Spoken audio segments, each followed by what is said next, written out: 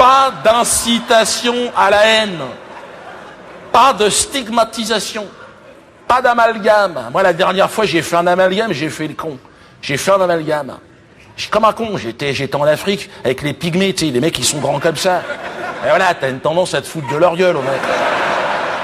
Et encore, ça, c'est les basketteurs de l'équipe. Hein. La classe moyenne, on est ici, les copains. Les enfants, tu les vois pas, hein, c'est bon.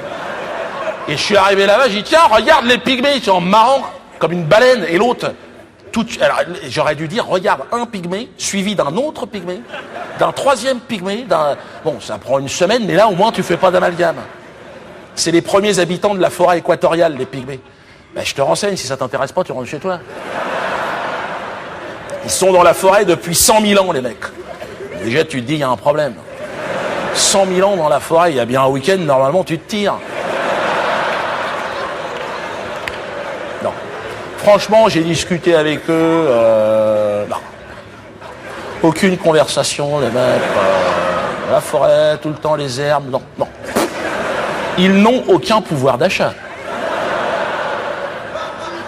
Ça les intéresse pas. Ils sont attachés aux arbres millénaires, c'est des arbres de 4000 ans. Pour eux, c'est comme des églises, des cathédrales. Ils sont là, ils mettent les mains, ils se branlent, on ne sait pas ce qu'ils font. Pour eux, un arbre de 4000 ans, c'est sacré. C'est moi, je discutais avec un mec, il me dit, pourquoi vous coupez les arbres? Ben, j'y dis, parce qu'on en a besoin, andouille. Ils sont là, ils servent à rien. Il me dit, c'est vivant, c'est de la nature. Mais j'ai dit, mais déjà, je t'emmerde, parce que... Non, mais c'est vrai, je le connais pas, le mec. Nous, on veut faire du papier avec ça. Il dit, mais pourquoi faire? Ben, pour se torcher le cul. Des cure-dents pour des bâtons pour les glaces. Tu fais comment si t'as pas de bâton à ta glace? Là, partout, la glace. Ben oui, donc si tu ne sais pas, réfléchis, mais nous ferme ta gueule. Avant de m'agresser comme ça. J'étais à deux doigts de lui en mettre une. Moi, je lui ai dit, il y aurait que moi, on raserait toute ta forêt. Entièrement. Et on coulerait une dalle en béton. Voilà. Déjà, ça ferait plus propre. Puis après, tu fais des parkings, une zone commerciale, pour les Chinois, quand ils vont arriver, les mecs. Voilà. Faut être visionnaire, faut essayer de se bouger le cul, toi. Mais le pygmée, il s'en fout, il s'en branle. Bon. Si, moi, puis t'essayes de discuter, plus t'essayes, plus tu vois qu'il se fout de ta gueule. Bon, moi, j'y vais au Cameroun, j'y vais souvent, hein. Bon, pas par plaisir, hein, parce que je suis originaire du Cameroun, bien sûr. Ouais, je le dis jamais, parce que c'est une origine qui est pas très valorisante dans le monde du spectacle. Je suis d'origine... Non, dans le monde du spectacle, il y a d'autres origines plus valorisantes. Ah, ferme-la. Mais c'est vrai. Non, mais... T'arrives, tu te présentes, je suis d'origine camerounaise. Non. Oh, ouais, mais non. Oui, mais là, en famille, ça passe. Ici, t'es sûr de pas te faire casser la gueule. Mais dans le monde du cinéma, du spectacle, non. Autant dire, j'ai le sida qui en veut. Non. Alors...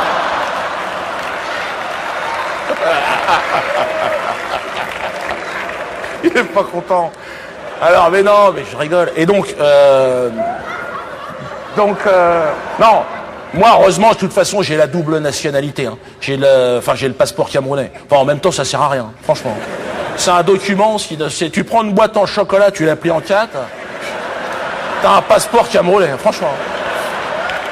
Quand tu présentes un truc comme ça, le mec, il te dit, c'est-à-dire que tu restes là, en fait. D'accord. Servi, je suis là, je bouge plus, moi. Alors qu'avec le passeport français, tu peux bouger quand même. T'es mal vu, hein. Attention, depuis l'élection de Sarkozy, on est très mal vu dans le monde. Ça fait lèche-cul les Américains. Hein.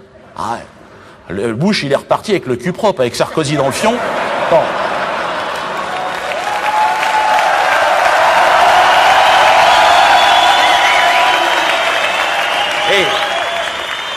Ah non. Moi, je l'ai vu, hein. Moi, je vais souvent en vacances, tu sais, au soleil. Hein, en Iran, un peu partout. Et tu sens que... bien sûr. Et tu sens une agressivité, parce qu'avec le passeport français, les mecs...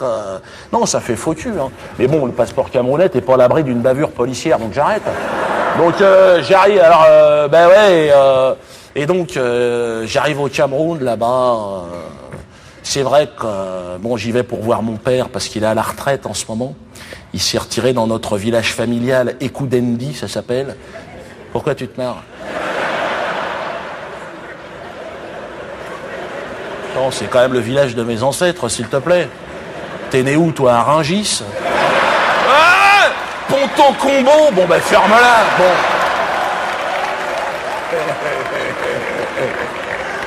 Et donc, et c'est là-bas, au fond du jardin, j'ai découvert les pygmées, en fait. Moi, je croyais que c'était des contes et légendes pour les enfants, tu vois. Tu sais, dans les dessins animés, t'as toujours un troll, une merde dans la forêt, avec une flûte. Eh ben là-bas, c'est des vrais, ils sont vivants. C'est des pygmées, ils appellent ça. Mais ils sont dégueulasses, les mecs, quoi. Ils te trimballent des bactéries du Moyen-Âge, attention. À 10 mètres, tu te grattes, j'en peux plus, je te promets. Non, puis les mecs... Hein, on peut pas les laisser mourir? Bien sûr que si. C'est ce qu'on fait, ils sont en train de mourir dans l'indifférence générale, les gars. Personne n'en a rien à foutre, ils n'ont aucun pouvoir d'achat. C'est sûr que Madoff, il les a pas baisés, hein, mais c'est... Il est bien, Madoff, j'aime bien, en fait. Et lui aussi, il en a glissé des quenelles comme il faut, hein. Les têtes couronnées, tout ça, ils s'en sont mangés, les mecs. Et mais le pygmée, et c'est là-bas, au fond du jardin, ils sont là, ils sont... non, franchement, non. Tu sais, la dignité humaine voudrait même qu'on les y aide un petit peu à disparaître un peu plus vite. Tu sais, en leur balançant des maladies de chez nous, comme on a fait avec les Indiens d'Amérique. Hein. Moi, j'ai un pote au Canada, il m'a expliqué, il y en avait trop. Hein. Mais non, mais ne ris pas. Il y en avait partout. Et à un moment donné, l'hiver, il leur donnait des couvertures avec le typhus à l'intérieur. Ah, l'idée est géniale. Hein. C'est pas chevaleresque, mais bon, ça t'évite le corps à corps. Hein. Tu sais, quand il faisait moins 40... Tiens, viens là, petit nuage d'été, viens là. C'est la Croix-Rouge. Prends ça. Ah, tu vas avoir chaud, tu vas voir, ta température va monter à 60. On va t'appeler petit radiateur. Ah, ferme-la, quoi? Ah non, mais prends-en une autre pour le bébé, il y en a pour tout le monde. Ah ouais, c'est normal, l'autochtone, attends. Sous prétexte qu'il est là depuis toujours, il se croit chez lui, le mec. Moi, je vois, j'étais au Cameroun, putain, je tombe sur un pygmée, mais je suis comme toi, j'étais énervé. Le mec, il était au milieu de la route, il était là, 3 feuilles de salade, il était heureux, quoi. Ah, mais il était en train de me casser ma moyenne, je roulais comme un assassin, j'allais prendre l'apéro, moi. Il était au milieu de la route, enfin de la route. Tu sais, t'es au Cameroun, hein, il était devant. Le mec, ah, chez moi, la route, tu te la fabriques, à un moment donné, tu vas faire ça. Ah, pourtant, il y a des budgets, bon, c'est pas où, voilà, genre. Et donc, il était là, alors je m'arrête à ça, je lui dis, qu'est-ce que tu fais là, Saladman? Il savait pas. J'ai dit, mais oui, les mecs, il est où ton pouvoir d'achat, enfin? Bouge-toi, essaye de t'intégrer, essaye de trouver un stage.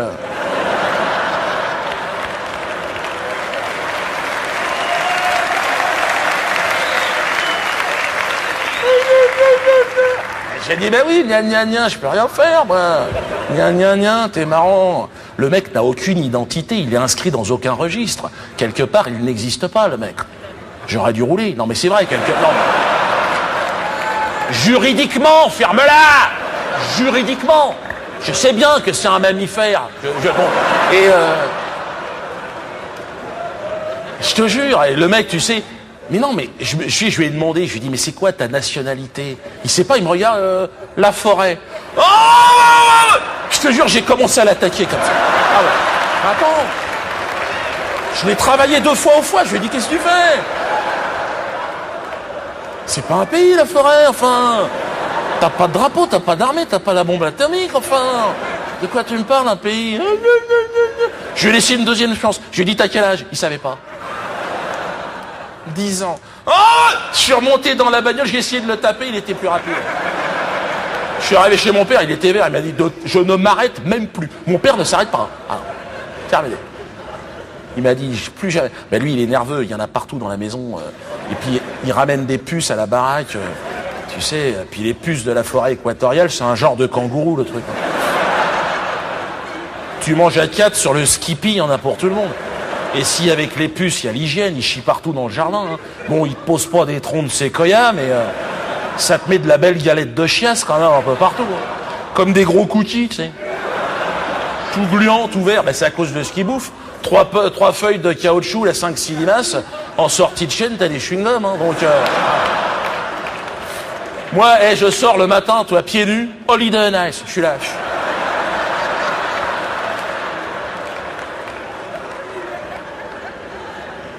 Non, puis il y a l'hygiène, il y a la pudeur. Les mecs se baladent la bite à l'air, le mec. Le chef de famille, il est devant, le troupeau, il est là. Tiens, si on allait par là, plutôt, regarde. C'est un genre de boussole, attends, mais c'est ça. Comme il n'y a plus d'arbres dans la forêt, comment ils font, les mecs? Puis les femelles, pareil, mamelles au vent et tout. Ah non, je t'encule pour te dire bonjour, attends. Non, mais attends. J'étais au catéchisme, moi. Ça va pas ou quoi, les mecs? Moi, j'y vais plus avec les enfants, parce que c'est petit, c'est mignon. Il y a un côté bébé phoque, mais attends, il y en a, ils sont montés comme des mulets, on sait jamais. Hein. T'as pas envie de voir traîner ça à côté des enfants, attends. Les autochtones, c'est ça, partout. J'ai un pote, il revient d'Australie, il m'a dit, cherche pas, on a les mêmes. Les aborigènes, ils appellent ça plus gros, plus massif, le mec. Côté coléoptère, comme ça, tu sais, tu les vois, tu les reconnais, ils sont sur les bords des routes. Ils sniffent de l'essence, ils se chauffent entre eux et tout. Ils ont, tu sais, ils piquent des tuyaux d'échappement et ils soufflent dedans, c'est pas pourquoi.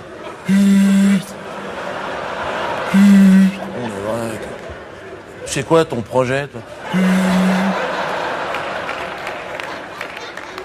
Parle-moi CAC 40, parle-moi Wall Street, parle-moi Obama, fais-moi rêver.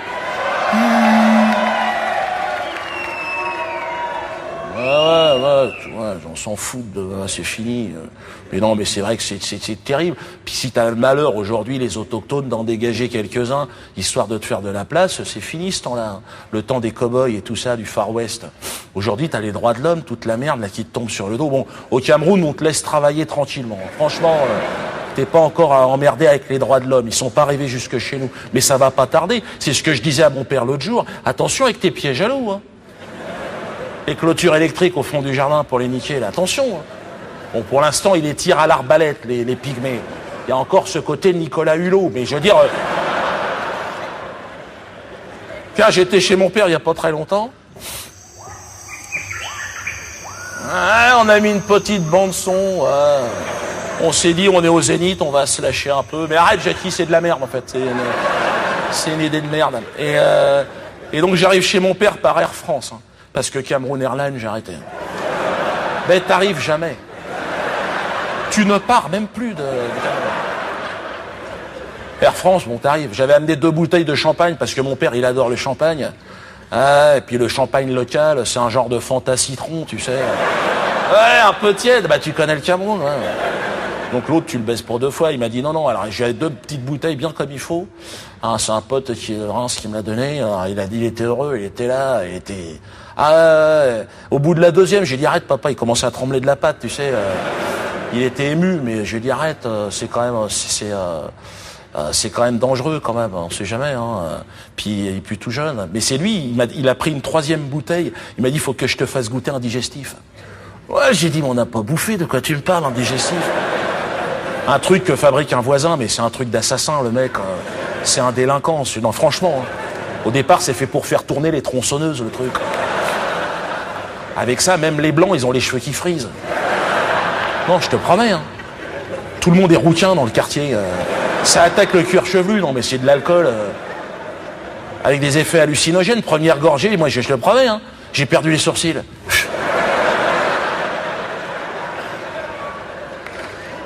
Mon père, il commençait à chanter du Jodassin.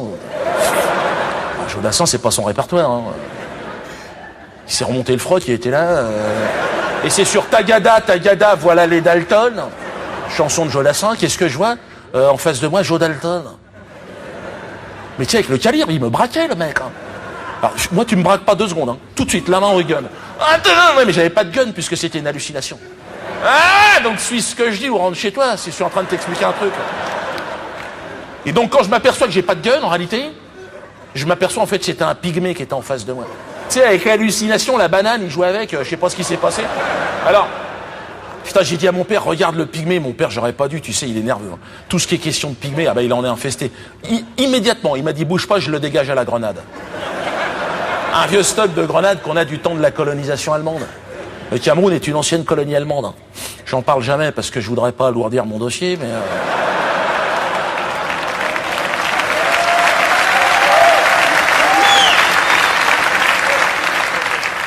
Mon grand-père, ah ouais, mon grand-père, t'es fou, il était investi dans... Il parlait couramment allemand et tout. Hein. Il parlait que l'allemand, il refusait de parler le français.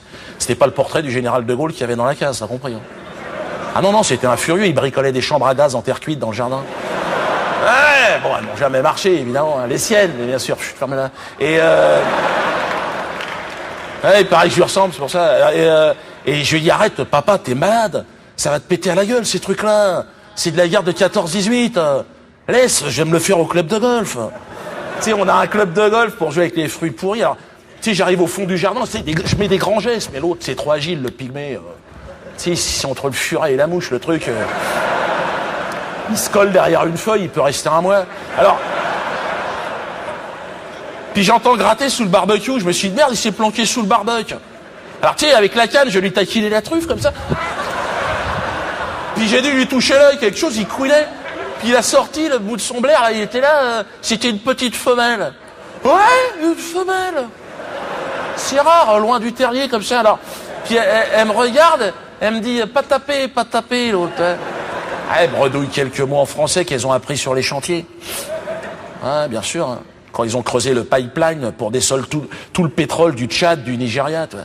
Ils ont rasé la forêt sur 1 kilomètre. Ouais, pour les Américains, pour les Français, bien sûr. Hein. Ouais. Et la nuit, tu vois, pour les ouvriers, bon, ben, ils filaient quelques petites pygmées pour que les mecs se détendent un peu aussi. Hein. Mais c'est bien pour elles, c'est un premier contact avec la civilisation aussi. Hein. Avec un peu de chance, elles peuvent même décrocher le petit job d'été avec un laboratoire pharmaceutique. Pour 100 €, ils leur inoculent n'importe quoi, la chiasse, le sida, tout ce que... Bien sûr, c'est vrai. Hein, ah bah faut rigoler, c'est tout ce qui nous reste, les copains. Hein. Quand t'es en Afrique, faut le sens de l'humour ou faut partir à la nage. Alors... L'autre, elle est là, elle me dit pas taper, tu vois. Mais bon, quelque part, c'était trop tard, son truc. Moi, j'étais en position, j'ai dit, bon, bah, tu vas être la première pygmée astronaute, terminé. Hein. T'es prêt, Houston? Houston? Puis, tu sais, je vois, en fait, elle tirait un petit paquet sous les feuillages.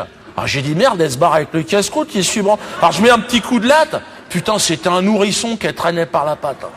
Qui venait de naître, dégueulasse, ah ouais, tout gras, tu sais, avec le tuyau qui sort du bide relié au fion de la mer. Oh, dégueulasse. Avec... Ah non, ben attends, moi je me suis dit, elle a pondu sous le barbecue, j'en ai un nid, ça se trouve. Et puis attends, tu sais, elle essaye de l'allaiter, l'autre, mais elle avait les nichons complètement rincés, tu sais, à cause de la sous-alimentation. Pas plus de lait dans son nibar que dans une cacahuète, alors... Ah, ça c'est méchant, mais j'arrête. Et alors... C'est immonde, mais bon. Et attends, et c'est pas le pire. Le gosse, il était raide, je te promets. Hein. Vert clair avec les yeux blancs et les mouches autour, dégueulasse. Ah, immonde. Ah, l'odeur, j'ai vomi dessus.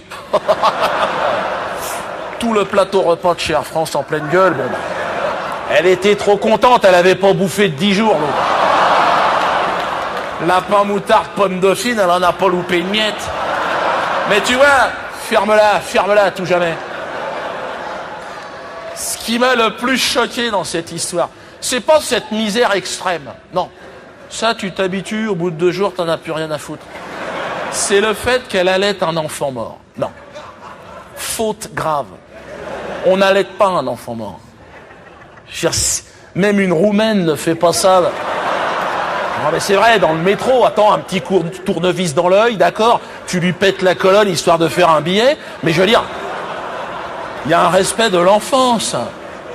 Ah non, ça m'a écœuré. Je te promets, j'avais un jerrycan d'essence, je l'ai aspergé d'essence.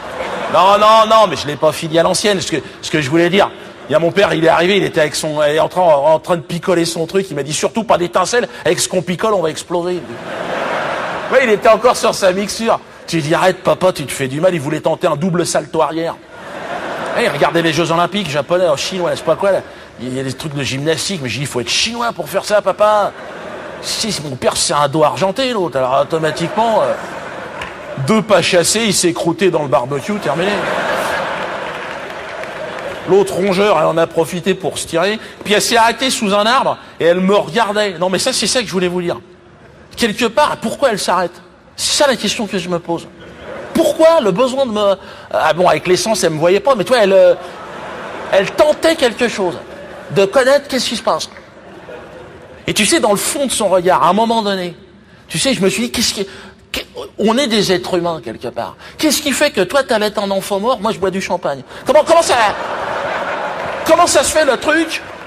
À quel croisement on s'est paumé? Comment ça marche?